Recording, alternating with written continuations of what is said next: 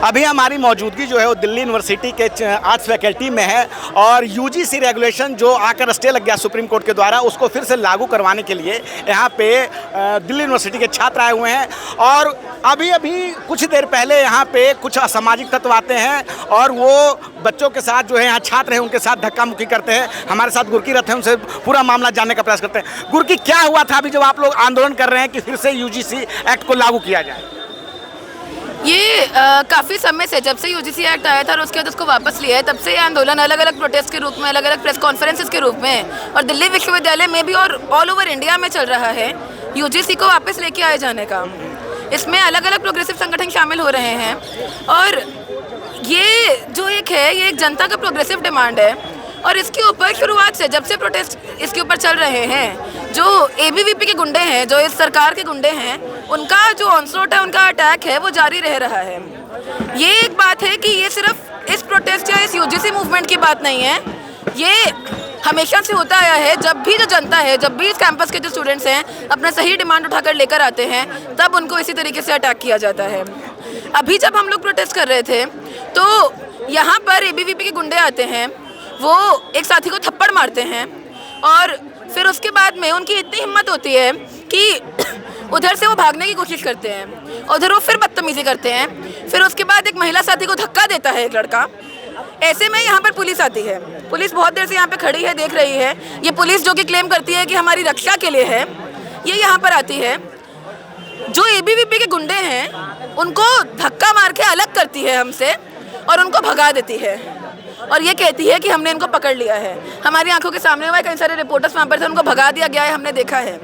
इससे जो इस पुलिस का ट्रू फेस है, ये हमको दिखाई देता है कि ये जो दिल्ली पुलिस की वर्दी है, इसमें खून है।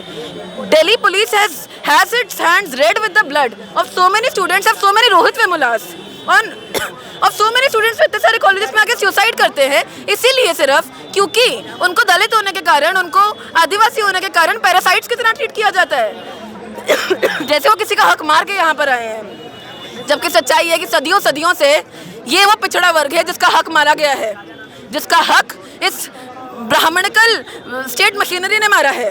और उसके खिलाफ जब लड़ो, कहने को तो ये कह देते हैं कि कॉन्स्टिट्यूशन है जी, डेमोक्रेसी है, आपके राइट्स हैं, आप कुछ भी करो। क्या था? ये तो पीसफुल प्रोटेस्ट था, यहाँ पे तो कुछ भी नहीं था। यहाँ पर भी अगर आप यही कर रहे हैं तो ये भी सवाल उठता है, आप जनता के सामने जब पीसफुल प्रोटेस्ट का एक ऑप्शन नहीं छोड़ते हैं तो आप और दूसरा कौन सा ऑप्शन दे रहे हैं? फिर क्यों जनता हथियार नहीं उठाएगी? ये इसी तरीके से, और ये सिर्फ आज की बात नहीं है, इससे पहले कल यहाँ पर प्रोटेस्ट हुआ था। कल यहाँ पर एक पब्लिक मीटिंग ऑर्गेनाइज किया गया था, पीपल्स लिटरेचर फेस्टिवल था। उसमें जो जनता का कल्चर, जनता का लिटरेचर है, उसको अपहोल्ड करने के लिए वो किया गया था। उसमें प्रोफेसर इरफान हबीब आए थे। यहाँ पे अंदर आर्ट्स फैकल्टी से इधर ही खड़े होकर यहाँ से एबीवीपी के गुंडे डस्टबिन के अंदर पानी फेंक के उसके अंदर डालते हैं, उसके ऊपर मारते हैं। और फिर उसके बाद यहाँ पर वो नहीं रुकते हैं। एक और कोई आम स्टूडेंट था, वो किसी संगठन से भी नहीं थे, वो यहाँ पर जब इस मीटिंग में जुड़ते हैं, उसके पेट पर एक बहुत बड़ा ईंट उठाकर मारा है इन लोगों ने। एबीवीपी गुंडागर्दी बढ़ती जा रही है और जो ये पुलिस है, जो हमारे कैंपस का एडमिनिस्ट्रेशन है, ये कुछ भी उसके ऊपर नहीं कर रहा है, क्योंकि उसके ऊपर करना ही नहीं, क्योंकि उनकी फितरत ही नहीं है।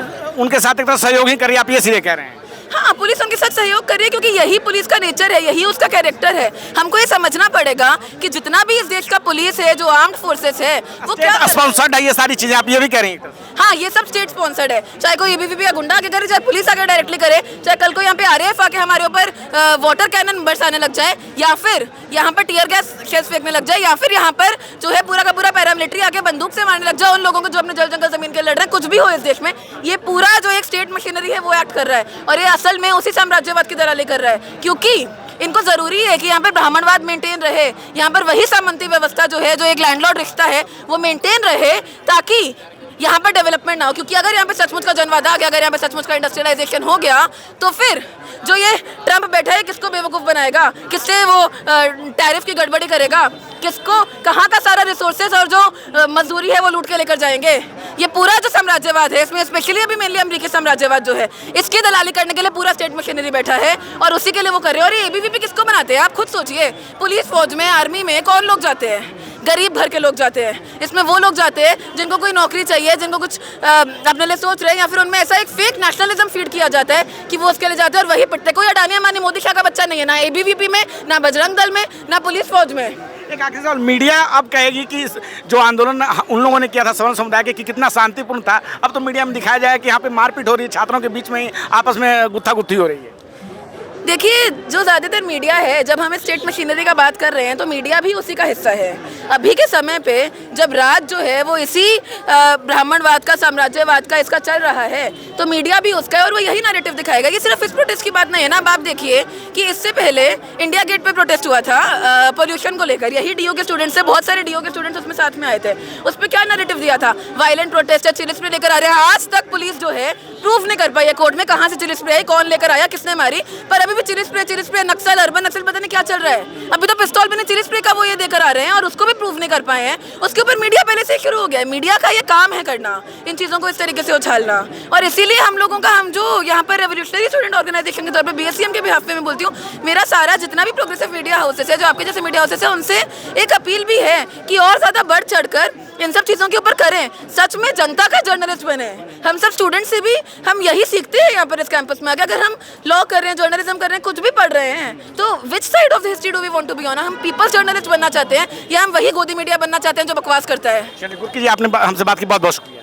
शुक्रिया। तो आप देख पा रहे हैं कि कैसे आर्ट्स फैकल्टी में यूजीसी रेगुलेशन जो रोल बैक हुआ है उसके बाद से फिर से इसको लागू करवाने के लिए लगातार जो है छात्र जो है SC/ST समुदाय के और बहुत सारे सवर्ण समुदाय के भी जो लोग हैं जिनका मानना है कि यहाँ एट्रोसिटी होती है, वो लोग भी यहाँ आए हुए हैं। उनका कहना है कि इस कानून जो ये अस्पष्ट है, इसको और मजबूती के साथ लागू किया जाना चाहिए। मैं रंजन कुमार, धन्यवाद।